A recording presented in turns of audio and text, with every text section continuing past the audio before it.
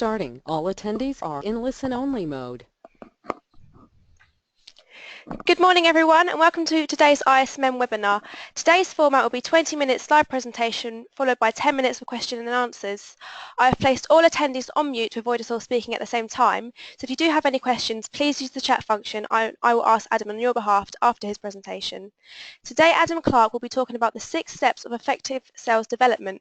Adam has won the Sales Manager of the Year award in both BESMA 2015 and 2016. It is with great pleasure that I'm introducing you to your host today, Adam Clark. Thanks, Dion. Thanks for the introduction. Hi, everyone. Welcome to the webinar. As Dion mentioned, we're going to be talking about 6 steps of effective self-development. I'm the European Sales Director at a company called Dice that help people engage with the tech audience. And I've had a lot of success in introducing self-development techniques into the businesses that I've run. So I hope you managed to find some of this useful and get some good takeaways for yourself. I know everyone's busy, so I will try and keep it short and sweet. But if you do have any questions, as Dion said, just type them in the chat function. So what we're going to be talking about is the importance of self-development in the current sales landscape. We're going to have a look at how to self-analyze where you need self-development, the importance of the mindset that goes into that, and for me that's really the most important area that you can work on. If you can get your mindset and your attitude right in terms of the importance of developing yourself, then actually the rest of the process becomes relatively straightforward and simple. So then we'll have a look at how to establish goals, what kind of things you can read, how to get involved in other things, and collaboration with your colleagues. So looking at the current landscape of sales, it's so competitive. So to be able to differentiate yourself in any way possible against your competitors, against your colleagues, is really, really vital. Clients expect so much more from salespeople these days. So any way you can get ahead of the game is going to be really important, and self-development is a really easy way to do that. There's only so much value that your company that you work for can offer you. So whether it's formal training sessions with your manager, they're useful things to have, but there's only so much value that they can offer to you. It's never going to be 100% suited to your style of learning or your exact goals. So by formulating an effective self-development plan, that's really something that can set you apart. There's a couple of really cool quotes here from a great website called Selling Power, which I like. As long as you're in a career of selling, you must be in a career of training, of learning, of self-development. I think that's really apt. So first of all, in terms of self-analysis, there's 3 real categories that most areas of development can fall within. So you've got skills. So skills is normally like a module of sales. So it might be something like negotiation or closing or objection handling, something that you can compartmentalize. And that's the kind of thing that most people within sales will get training from their business. Knowledge is another area. That's normally built up with experience, but also work and research yourself. So looking into the market, looking into your competitors, and that's an area where you can grow. The one that's really often missed is attitude and mindset. So research suggests that 70% of an individual's success is down to their attitude and mindset. But it's funny because in businesses that I've worked in, or colleagues or peers that I've spoken to, very rarely is the training and development that supports them in their business focused around developing their attitudes and their mindset. I think you might see this in your own business as well, but a lot of the time it's focused around different skill elements, so how to negotiate, how to close. But if you can't get the attitude and the mindset right, then actually the skill and knowledge that you have becomes less important.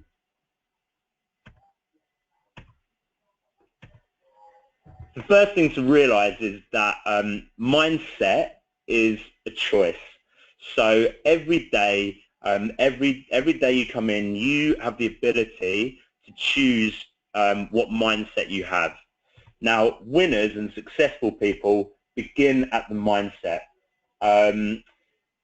In sales, it's a results-based business, so we all have periods of time when our sales and results will fluctuate, and people that let those results impact their mindset will find it hard to succeed. The best salespeople, and if you look in your businesses at the best salespeople, I think you'll find they're the people that have the ability to control their mindset and their attitude. And it's not an easy thing to do. It sounds, but it's actually a difficult thing to do that takes practice and it takes a lot of effort. Your mindset then impacts everything you do. So if you can get that right, then the skills and abilities that you have that will affect, that impact your behavior and your activity all feed into the results. But if you can't get that mindset right, no matter what skills and abilities you have, you'll struggle to get the best results. And there's a really cool book actually called The Art of Being Brilliant, which really talks about everything to do with attitude. I'll talk a little bit more about that in a minute. So in terms of the kind of mindset that you want to try, it's a growth mindset. So there's two types that I've identified here. One is a fixed mindset and one is a growth mindset. Now within a growth mindset, this is going to enable you to put you in the right frame of mind to want to develop yourself and want to grow. So you should see yourself as a work in progress. No matter what stage of career you're at, there's always something for you to be working on, to be learning. You should focus on the process of how you get to the result. So if you lose a big sale, you don't focus on the loss of that sale. You focus on what did I do? What could I improve on? What things actually did I do right that I want to maintain next time? And the same if you succeed, if you're having success, how did I get there? What did I do right? What can I continue to do well? You really focus on the process and not the outcome. You love the challenge. You are ambitious. You should look at what you can achieve, and you should see that as a positive thing to be challenged. You deal with setbacks. And most importantly, you understand that what you're doing is continual improvement. The behaviors that then come from a growth mindset that are displayed is you'll see people with this mindset that constantly want to learn. They're constantly asking questions, asking advice. They're attending webinars like these. They're attending seminars, events.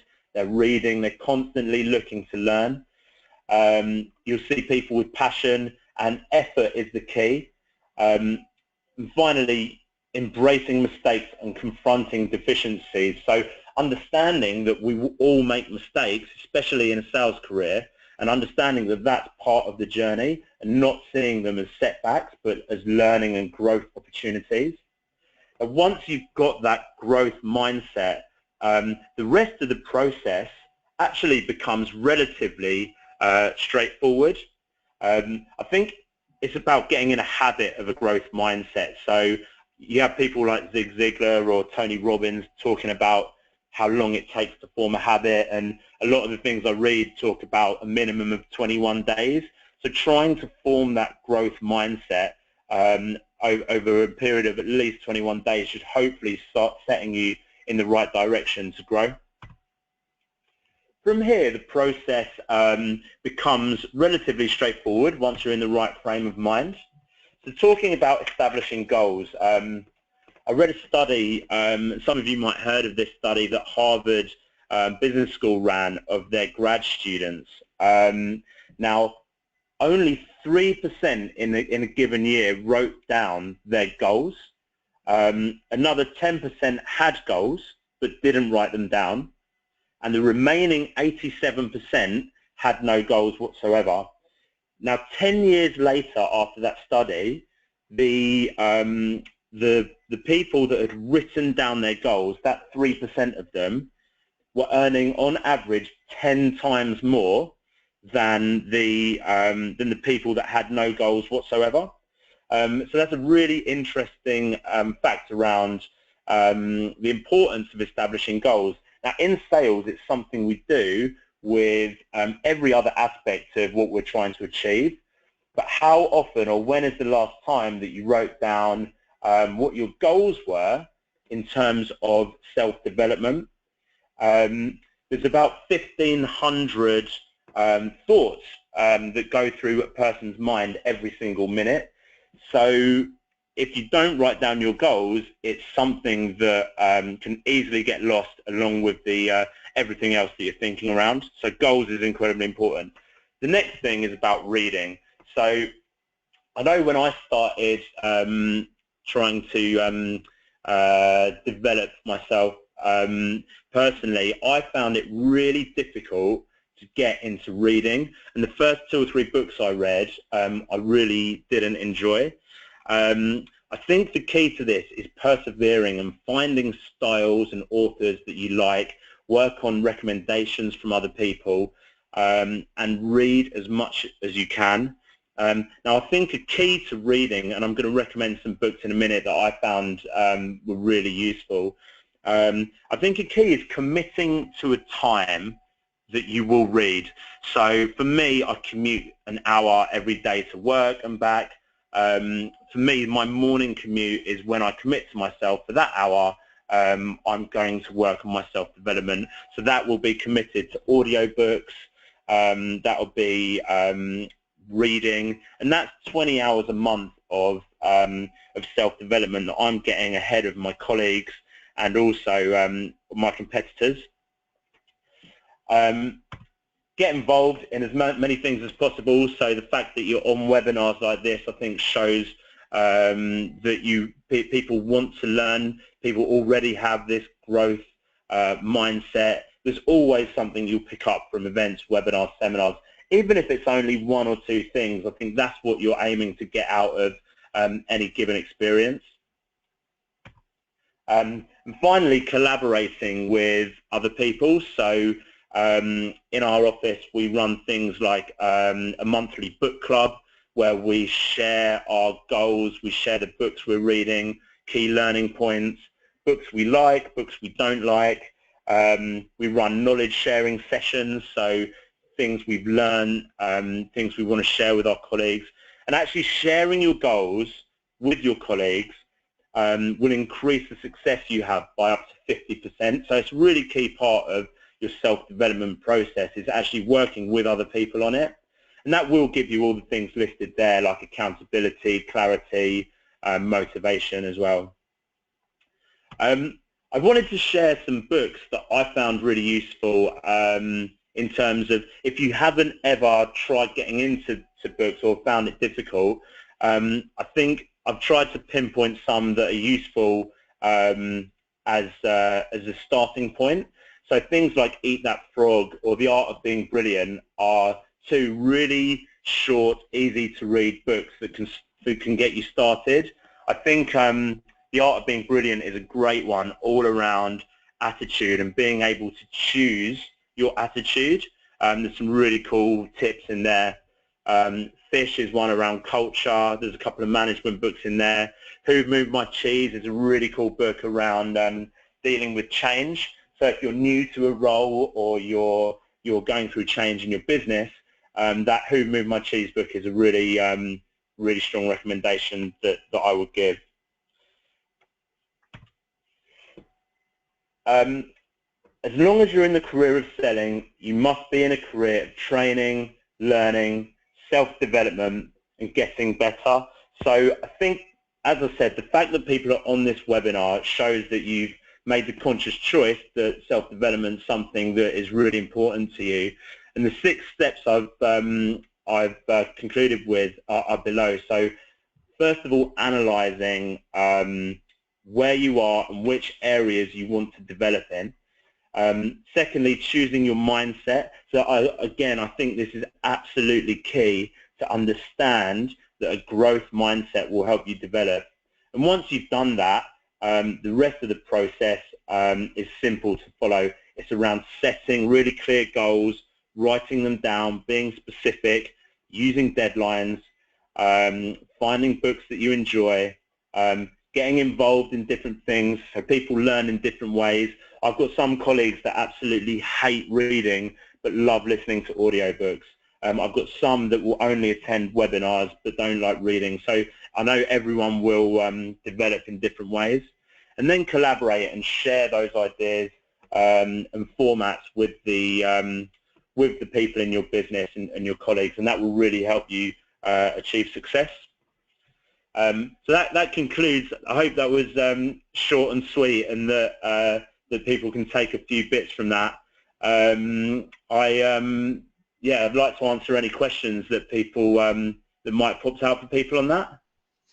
Okay, thanks for that, Adam. We've had a few questions come in. Cool. Okay, the first one. Some days it can be hard to influence your frame of mind. What ideas could you recommend on how to get yourself into that positive mindset?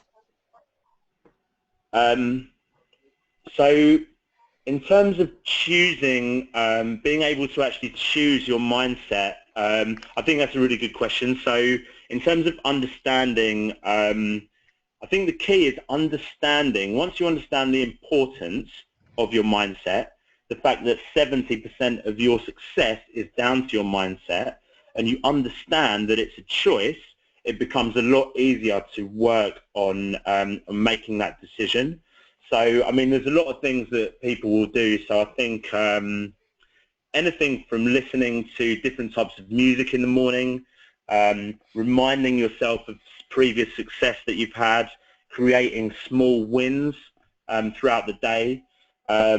Actually, talking about the book, The Art of Being Brilliant, there's loads of really cool stuff in there. That whole book is basically about helping you be able to choose your mindset and understanding that it's a choice. So the guy in that book, Andy Cope, talks about, he helps you picture it and visualize it. So one idea he has, for example, and this won't work for everyone, but it works for some people, is he says get a black and a white stone and put them on your desk or on your bedside table. And when you wake up in the morning, imagine that you have to make a choice to pick up one of those stones and throw it into a lake. If you choose the black stone and you throw it into a lake, it turns into like a disgusting swamp, really gross. And if you pick up the white stone and you throw it in, it turns into this beautiful, serene, luscious lake.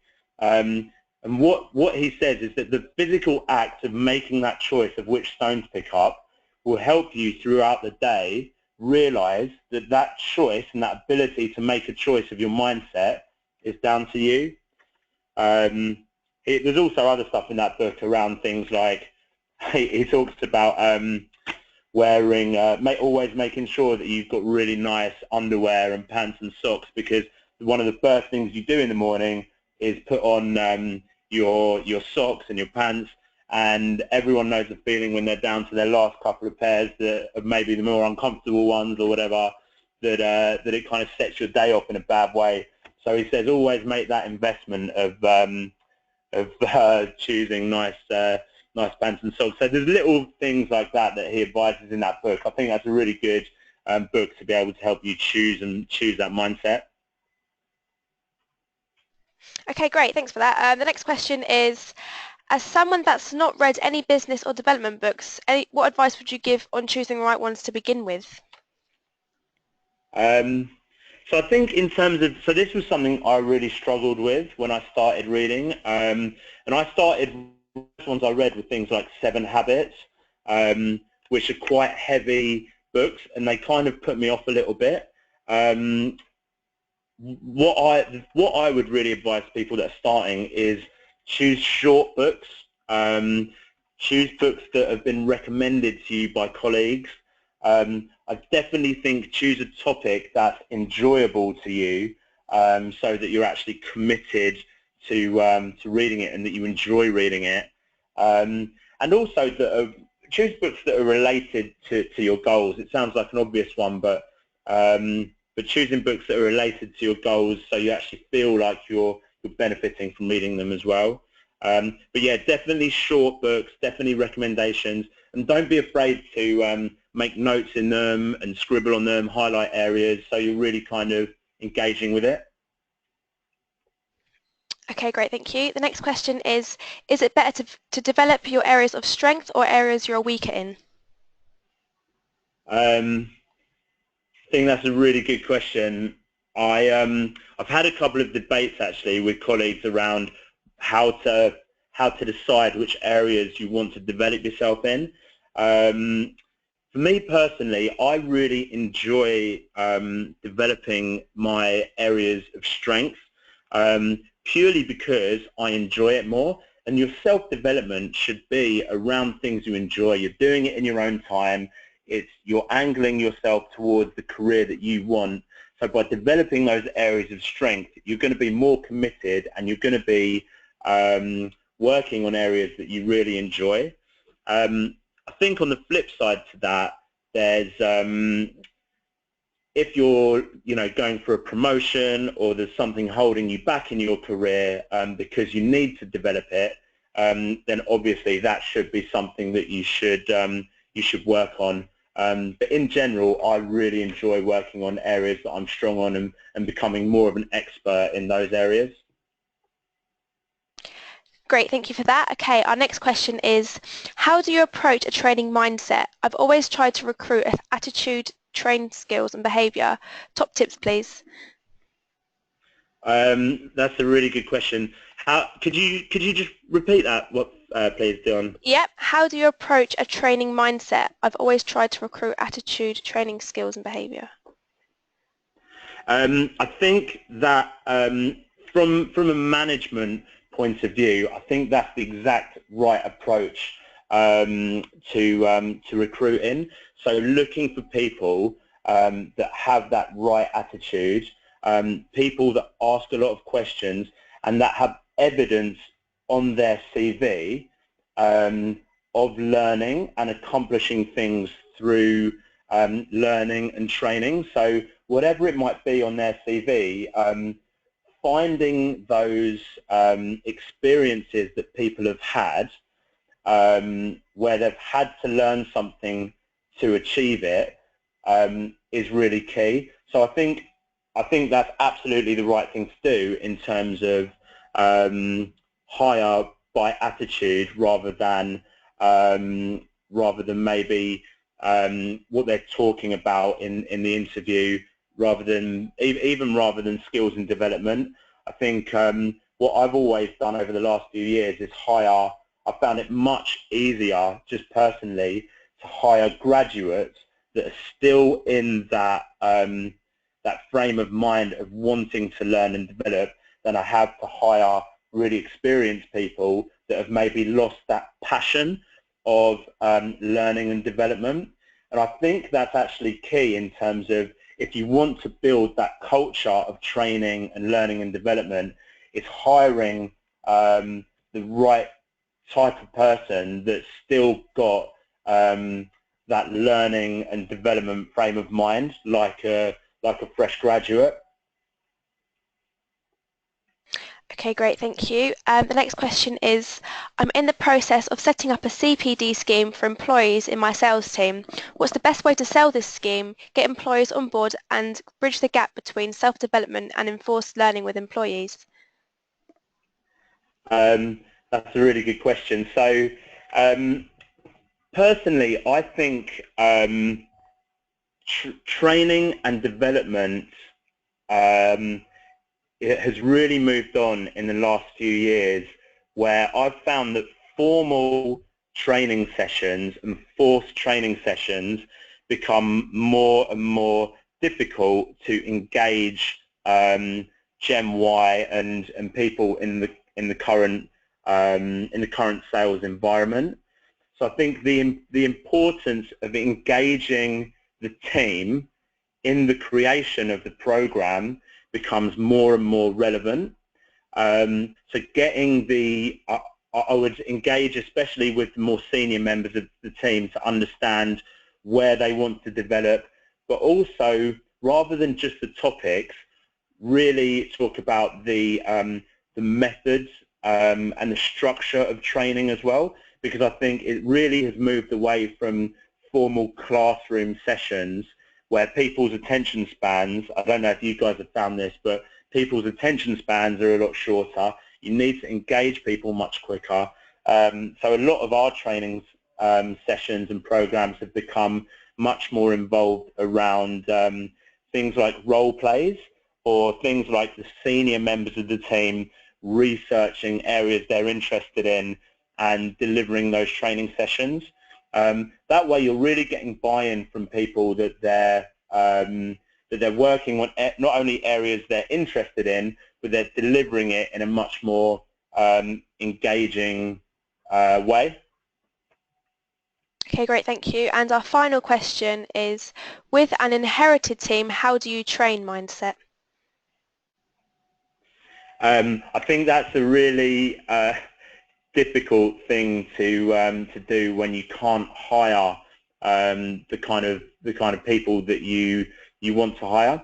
I think one of the main things that you can do is get the team to realise the current state of the landscape. So the fact that sales now is so competitive, buyers have a lot more power, and the fact that if we don't differentiate ourselves from our competition or our colleagues, if we stand still and rely on what we've always relied on, we will be left behind. So I think the key to implementing the mindset is getting people to understand the new challenge that they have that perhaps didn't used to exist.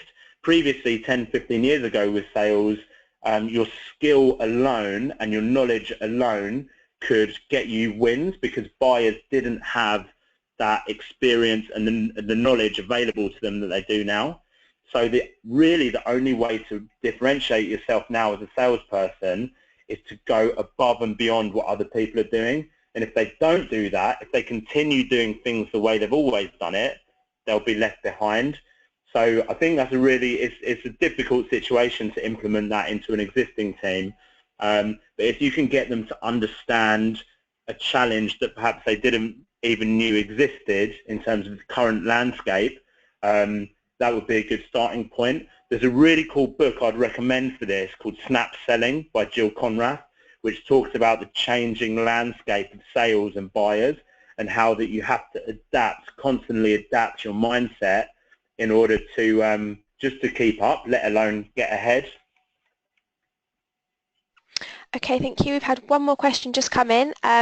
How do you work on a demoralised sales team to change their mindset to a positive one?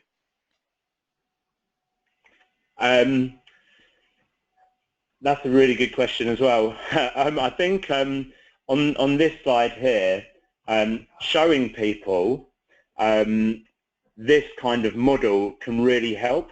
We're all in sales. A lot of people are in sales for a couple of reasons, whether it's money, whether it's success, whatever it might be. Revisiting your goals and what you want to get out of sales, I would say, is the most important thing.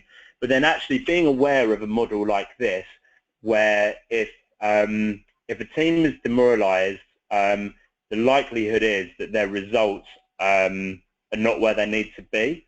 And if that team then needs to understand that there's nothing we can do about what's already happened. The results are already the results. We can't change those.